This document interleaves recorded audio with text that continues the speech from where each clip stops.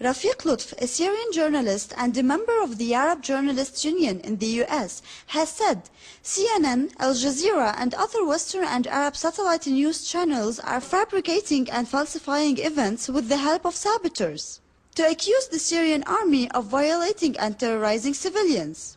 Rafiq Lutf, the head of Al-Qaeda office in Damascus, was able to track the live streaming of a camera in Homs. At the beginning, he felt suspicious about live streaming on the same area for more than 7 hours. He was trying to understand the purpose of this streaming. After 12 hours, a plume of smoke rose from the area where the camera was directed to.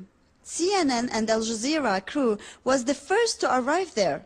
When CNN correspondent Arwa Dayman went on live to talk about the explosion of a pipeline in Homs, CNN broadcasted the same images that were taken from the fixed camera that was streaming before the explosion happened, which leads to the conclusion that the CNN crew knew about the explosion before it even happened. I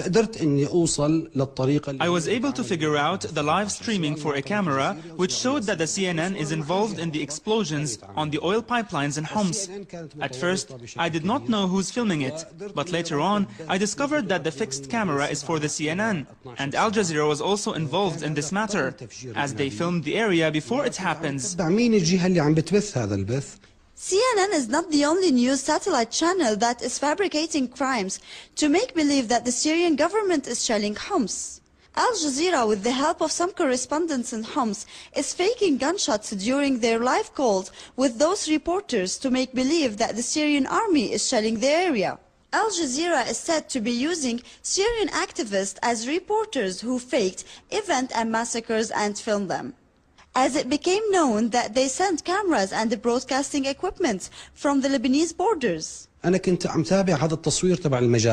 was following up the filming of the massacres through the live streaming. The same way I found out the pipeline issue, I found out videos that Al Jazeera showed, but not complete. Those videos were for a massacre, where people were immediately killed, as we saw in the video that the blood was still coming out of the body when they filmed it. Mr. Lutf was also able to get the live streaming for the killing that was claimed by these news networks to have been carried out by the Syrian army. He also showed the videos showing that the killing happened at the same time when armed men were moving the bodies to bury them.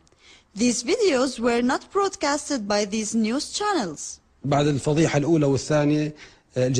the scandals of these media networks were revealed, those networks lost many of their viewers who used to believe everything they said, as some employees were fired from those channels. CNN and Al Jazeera claimed that the Syrian government prevented them from entering Syria.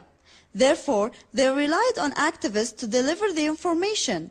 However, the CNN crew were moving freely between Homs and the Turkish-Syrian borders and Damascus countryside, which shows that they were allowed to work inside Syria.